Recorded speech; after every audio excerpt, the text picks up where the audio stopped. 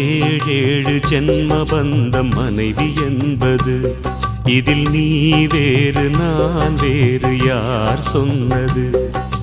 கல்யாணமே ஒரு தெய்வீகமே, சம்சாரமே அதன் சந்தோஷமே, ஒரு வானும் நிலவும் பிரிந்து வாழுமா? ஏழேழு ஜென்ம பந்தம் மனைவி என்பது, இதில் நீ வேறு நான் வேறு யார் சொன்னது?